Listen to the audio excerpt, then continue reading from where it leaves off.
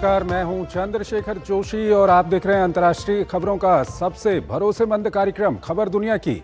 इस कार्यक्रम में हम आपको इस वक्त की बड़ी और महत्वपूर्ण अंतर्राष्ट्रीय खबरें बताते हैं, साथ ही दो बड़ी खबरों पर अपने विशेषज्ञ मेहमान के साथ चर्चा भी करते हैं।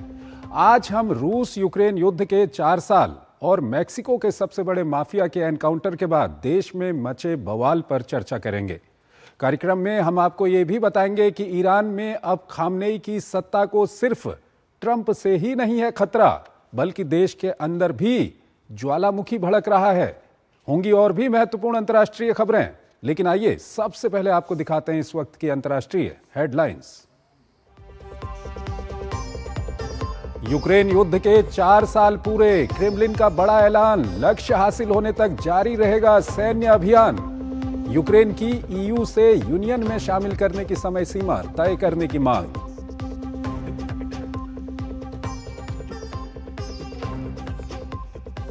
ईरान का सैन्य हेलीकॉप्टर फल बाजार में दुर्घटनाग्रस्त, पायलट समेत 4 लोगों की मौत, तकनीकी खराबी के कारण क्रैश होने की आशंका, जांच जारी।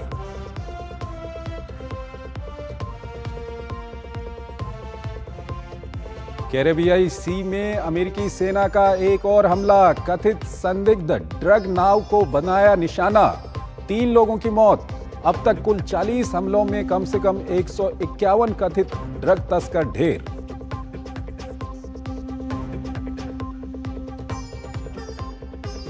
थाईलैंड और कंबोडिया के बीच संघर्ष विराम के बावजूद गोलीबारी, कंबोडिया की तरफ से ग्रेनेड दागने का थाई सेना का दावा, नामपेन ने दावे का किया खंडन।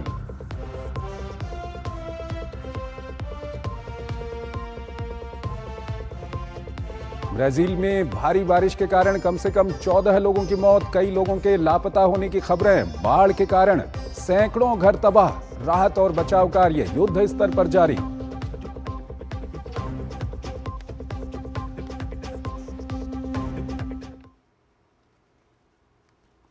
और आइए आपको आज की सबसे बड़ी खबर की ओर लिए चलते हैं। रूस और यूक्रेन युद्ध को 4 साल पूरे हो चुके हैं और दोनों देशों के बीच युद्ध अब भी भीषण बना हुआ है।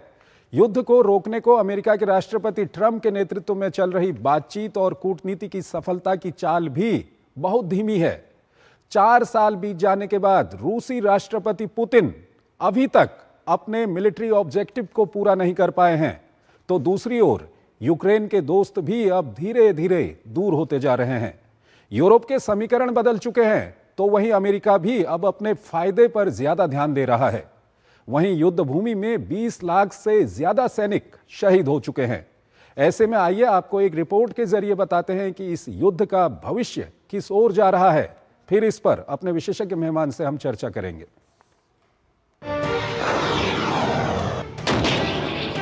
4 साल पहले रूस और यूक्रेन के बीच छिड़ा युद्ध अब भी जिंदगियां निकल रहा है। महज 2 हफ्ते में युद्ध जीत लेने का रूसी दावा यूक्रेनी सहयोगियों की तोपों और वायु रक्षा प्रणालियों से टकराकर हर रोज चकनाचूर हो रहा है। यूक्रेनी राष्ट्रपति वोलोदिमीर ज़ेलेंस्की ने जंग के मोर्चे पर खड़े होकर रूस को ललकार रहे हैं। पुतिन अपने लक्ष्य को हासिल करने में पूरी तरह विफल रहे, तो वहीं रूस कह रहा है कि यूक्रेन में स्थायी और टिकाऊ शांति के लिए जरूरी है कि संघर्ष के मूल कारणों का समाधान निकाला जाए। 2022 में आज ही के दिन रूस ने यूक्रेन में विशेष सैन्य अभियान के तहत हमला शुरू किया। हालांकि इससे 3 दिन पहले रूस के राष्ट्रपति व्लादिमीर पुतिन ने यूक्रेन के डोनेट्स्क और लुहांस्क क्षेत्र की स्वतंत्रता को मान्यता दी, जहां रूस समर्थक अलगाववादी 2014 से लड़ रहे थे। रूसी सेना तेजी से दक्षिण और उत्तर पूर्व में बढ़ी, लेकिन राजधानी कीव पर कब्जा करने में नाकाम रही। रूसी आक्रामकता के खिलाफ पश्चिम लामबंद हुआ और यूक्रेन जल्द ही खार्किव और खिर्सन क्षेत्र से रूसी सेना को खदेड़ने में सफल रहा। साथ ही अग्रिम मोर्चे पर कई रणनीतिक महत्व वाले शहर यूक्रेन के हाथों से फिसलते भी रहे। 2024 आते आते रूस ने मोर्चे पर फिर से बढ़त बना ली, जबकि यूक्रेनी सेना मानव संसाधन और गोला बारूद की कमी से लगातार जूझ रही थी। इसी साल यूक्रेनी सेना रूस के कुर्स्क क्षेत्र में कई किलोमीटर अंदर घुसकर कब्जा जमा लिया, लेकिन रूसी सेना यहां बहुत दिनों तक टिक नहीं पाई। इस संघर्ष ने यूरोप की सुरक्षा व्यवस्था और वैश्विक शक्ति संतुलन को बदल कर रख दिया। ये संघर्ष सिर्फ 2 देशों की लड़ाई नहीं रही, इसने दुनिया की राजनीति और सैन्य ताकत की हकीकत को नए तरीके से सामने ला दिया। सत्ता में वापसी के बाद अमेरिकी राष्ट्रपति डोनाल्ड ट्रंप की रूस यूक्रेन युद्ध में एंट्री हुई। ट्रंप युद्ध रुकवाने का अब तक कई प्रयास कर चुके हैं। व्हाइट हाउस में लौटते ही ट्रंप ने पुतिन के साथ सीधे वार्ता शुरू करने पर सहमति बनने की बात कही। साथ ही यूक्रेन को सैन्य मदद रोकने की धमकी भी दी। पिछले साल अमेरिका ने यूक्रेन को कुछ क्षेत्र छोड़ने पर सुरक्षा गारंटी देने का मसौदा पेश किया। हालांकि रूस ने साफ कर दिया कि यूक्रेन के डोनबास क्षेत्र पर पूर्ण नियंत्रण तक युद्ध नहीं रुकेगा। इसके अलावा खिरसोन और जापोरिजिया को भी मॉस्को अपना क्षेत्र मानने की मांग कर रहा है। पश्चिमी देशों को चिंता है कि जल्दबाजी में हुए समझौते से वैश्विक नियम कमजोर होंगे और भविष्य में और हमले बढ़ सकते हैं। एक तरफ किसी शांति समझौते पर पहुंचने के लिए रूस कूटनीति की मेज पर आ तो गया है, लेकिन साथ ही नागरिक और सैन्य ठिकानों पर हमले भी बढ़ा दिए हैं। इससे बातचीत की स्थिति भी कमजोर हो रही है, जबकि सैन्य मदद में आई कमी के कारण यूक्रेन की रक्षा क्षमता भी प्रभावित हुई है, जिसके चलते युद्ध लंबा खींचता चला जा रहा है।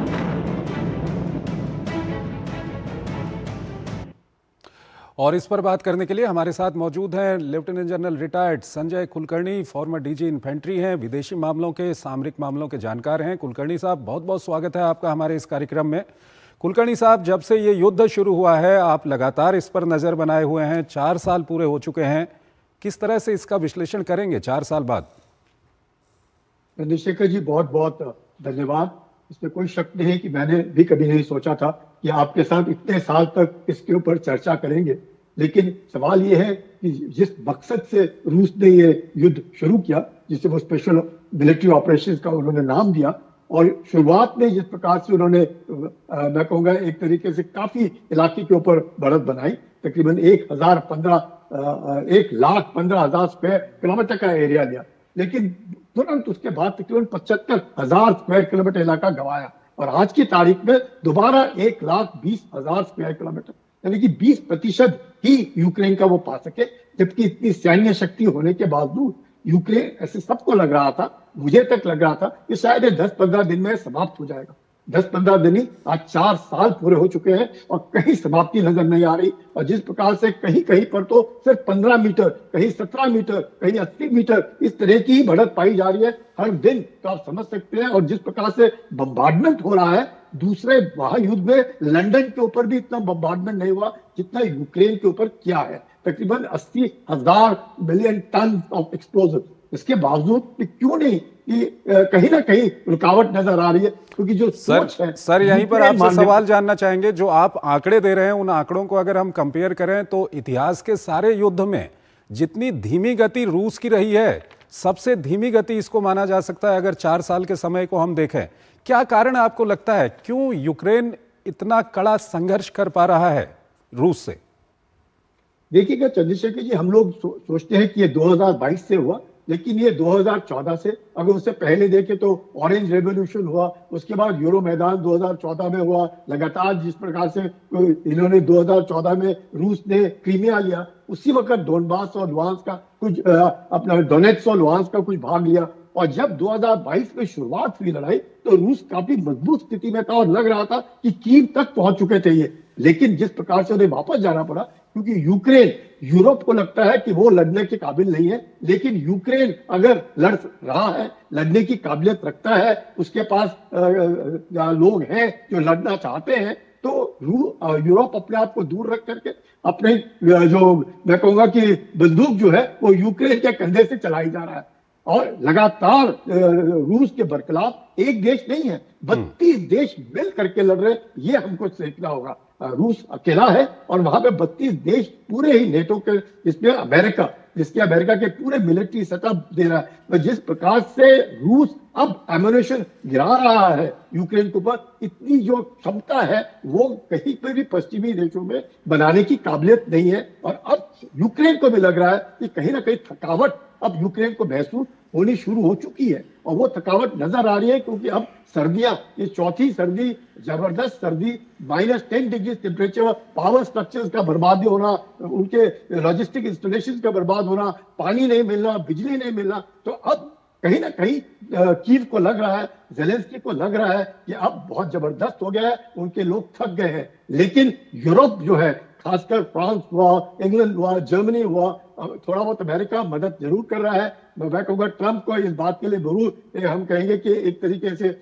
जिस प्रकार से युद्ध रोकने की वो कार्रवाई कर रहे थे, सोच रहे थे वो कि 24 घंटे में रोक देंगे जब वो वापस प्रेसिडेंट बनेंगे, तो वो तो हुआ नहीं। अब लगातार जबरदस्त युद्ध हो रहा है, लेकिन प्रयास जरूर है, चाहे जिनीवा में हो, अबू धाबी में हो। लेकिन पिछला जो टॉक हुआ चंद्रशेखर जी, वो तो 2 घंटे में समाप्त हो गया। अगर 2 घंटे में जिनीवा टॉक समाप्त हो गया जो युद्ध रोकने के लिए है, तो आप समझ सकते हैं कि सर ऐसे में आपको क्या लगता है, प्रेसिडेंट ट्रंप की ओर से जो कोशिशें चल रही हैं युद्ध को रोकने को, और सभी पक्षों से जो बयान आते हैं उसमें ये कहा गया है कि काफी कुछ आगे बढ़ चुकी हैं बातचीत, आने वाले समय में यानी कि 5वें साल से कहीं 6ठे साल में तो नहीं जाएगा युद्ध, क्या जल्दी रुक जाएगा, क्या कुछ आपको लगता है?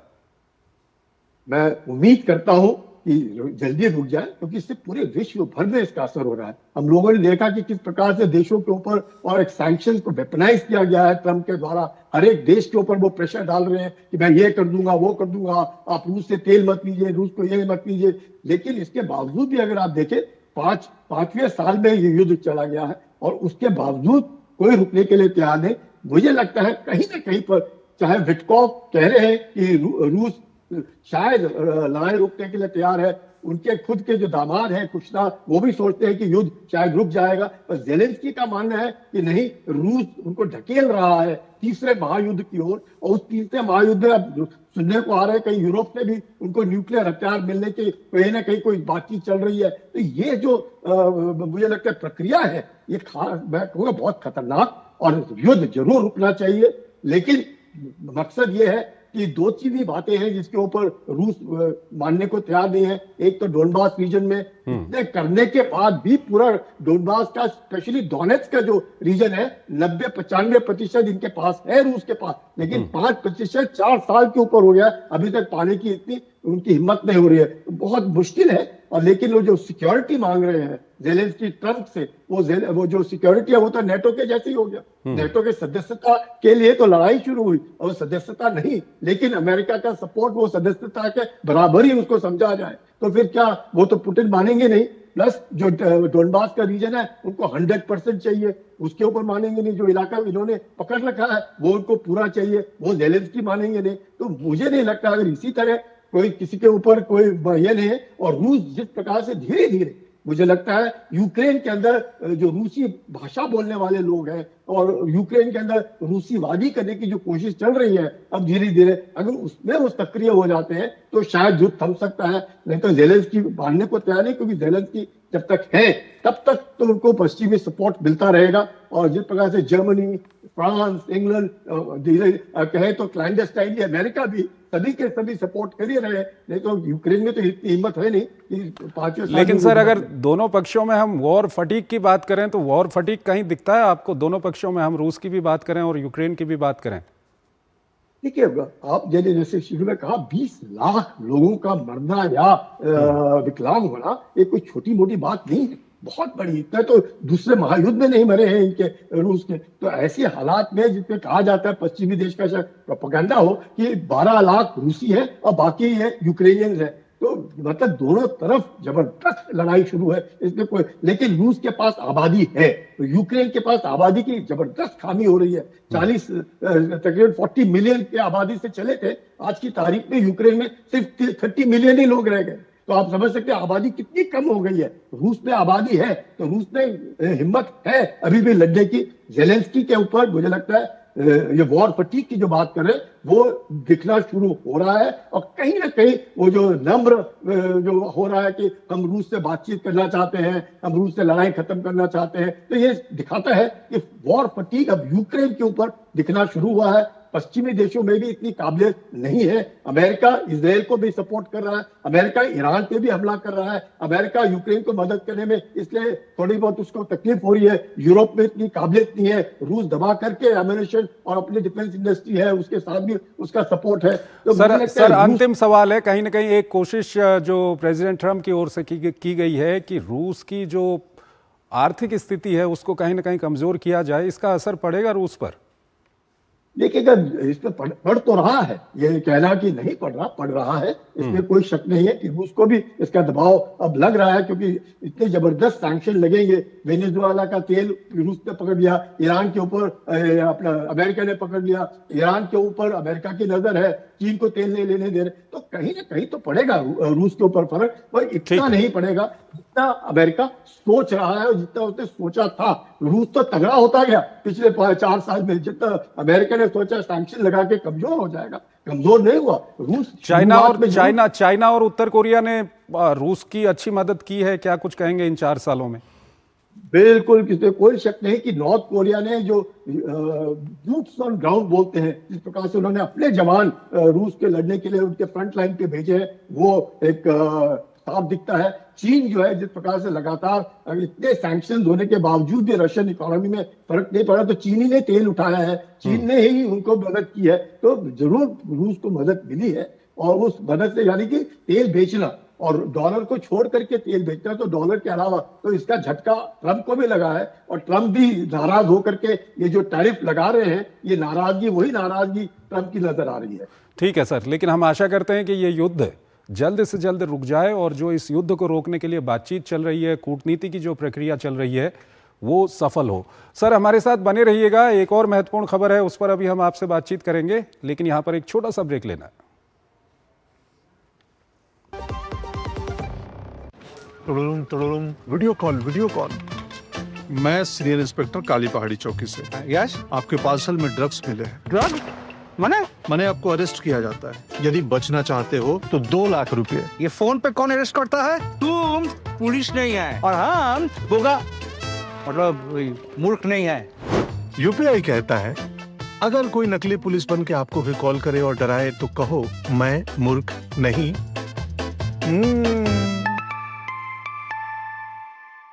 जाइए आप भी किसी का टेस्ट लीजिए। मेरी पसंद, मेरी पसंद, मेरी पसंद, मेरी पसंद, हमारी पसंद, हम सबकी पसंद। मजबूत देश का मजबूत सरिया हो गया स्टील। LIC युवा प्रोफेशनल्स के लिए लाए हैं नवजीवन श्री। करें नियमित प्रीमियम का भुगतान, जीवन बीमा का आनंद लें, प्राप्त करें प्रीमियम के प्रतिशत पर गारंटीकृत एडिशंस, अपने वित्तीय लक्ष्यों के अनुरूप मैच्योरिटी पर गारंटीकृत धनराशि पाएं। मौजूदा पॉलिसी धारकों के लिए आकर्षक अतिरिक्त लाभ आज ही खरीदें। स्वागत है आपका ब्रेक के बाद। दूसरी बड़ी खबर की ओर आपको लिए चलते हैं। मैक्सिको के 32 राज्यों में से 20 राज्यों में गृह युद्ध जैसे हालात हैं। लोग डर के मारे अपने घरों में डुबके हुए हैं, सड़कें खाली हैं, बाजार बंद हैं, और ये सब हुआ है मैक्सिको के कुख्यात ड्रग माफिया अल मेंचो के कारण। दरअसल मैक्सिको सरकार ने अमेरिकी खुफिया जानकारी की मदद से इल मेंचो का एनकाउंटर कर दिया, और इस एनकाउंटर में सेना और पुलिस की मदद की एल मेंचो की प्रेमिका ने। आइए आपको एक रिपोर्ट के जरिए इस पूरे मामले को बताते हैं और फिर इस पर अपने विशेषज्ञ मेहमान से चर्चा करेंगे। 136 करोड़ का इनामी ड्रग तस्कर नेमेसियो एल मेंचो ओसेगुएरा मैक्सिको के उन चुनिंदा ड्रग तस्करों में से एक, जिसने पिछले 3 दशक के दौरान सरकार के समानांतर अपना आर्थिक साम्राज्य स्थापित कर लिया था। एक कुख्यात ड्रग तस्कर जिसने नशे के जाल में लाखों अमेरिकियों को जकड़ रखा था, यानी सालों से डर का पर्याय बना मैक्सिको का सबसे बड़ा ड्रग कार्टेल का अभेद्य किला आखिरकार रविवार को ढह गया। सैन्य कार्रवाई के दौरान जेलिस्को न्यू जनरेशन कार्टेल का सरगना 59 वर्षीय एल मेंचो सुरक्षा बलों के साथ भीषण मुठभेड़ में घायल हो गया, जिसकी कहानी कुछ ही घंटों में खत्म हो गई। रिपोर्ट के मुताबिक मेंचो को पकड़ने के लिए अमेरिकी एजेंसियों की खुफिया जानकारी ने बड़ी मदद की। सबसे पहले मेंचो की महिला मित्र के करीबी को एजेंसी ने विश्वास में लेकर उसका पीछा किया। जब सुरक्षा बल मेंचो की उपस्थिति को लेकर निश्चिंत हो गए, तब जाकर बड़े पैमाने पर सैन्य कार्रवाई शुरू की गई। हालांकि सबसे बड़े ड्रग कार्टेल का खात्मा अमेरिका की मदद के बिना संभव नहीं था, लेकिन कार्रवाई ने मैक्सिको को बड़ी हिंसा की चपेट में ला खड़ा किया। सैन्य कार्रवाई के दौरान करीब 80 लोग हिंसा की भेंट चढ़ गए, जिसमें 27 से अधिक सुरक्षा कर्मी शामिल थे। तस्करी गिरोह से जुड़े लोगों ने कई शहरों में सड़कें जाम कर दी, तो कहीं कीलों और नुकीली चीजों से सड़कों को अवरुद्ध कर दिया। सोमवार तक करीब 20 राज्यों तक हिंसा फैल गई। मैंचो के समर्थकों ने न सिर्फ सरकारी संपत्तियों को निशाने पर लिया, बल्कि कई प्रमुख सड़कों को ब्लॉक कर दिया, दुकानों और गाड़ियों को आग के हवाले कर दिया। बहरहाल सड़कों पर सन्नाटा पसरा है। गाड़ियों की आवाजाही तो है, लेकिन सड़कों पर लोगों की कमी किसी अनहोनी की तरफ इशारा कर रही है। बहरहाल हिंसा को काबू करने के लिए करीब 10,000 सैनिक तैनात किए गए हैं। सरकार ने हालात काबू में होने का दावा किया है, लेकिन तापालपा की सुनसान सड़कें जहां अलमेंचो को ढेर किया गया था, वहां के लोग अब भी डर के साए में हैं। बहरहाल जलिस्को प्रांत की राजधानी ग्वाडलाहारा हिंसा के कारण ठहर सी गई है। यहां तक कि शहर के इंटरनेशनल एयरपोर्ट पर सीमित स्टाफ के साथ विमानों का संचालन किया जा रहा है। दरअसल एल मेंचो ड्रग कार्टेल की आखिरी कड़ी में से एक था, जिसने एल चापो और एल मेयो की तरह अपनी क्रूर विरासत को आगे बढ़ाया।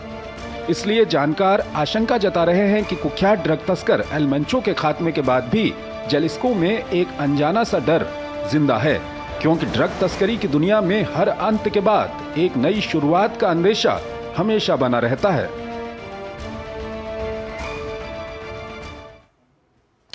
Lieutenant general retired Sanjay Kulkarni हमारे साथ जुड़े हुए हैं, विदेशी और सामरिक मामलों के जानकार हैं, उनसे हम जानेंगे।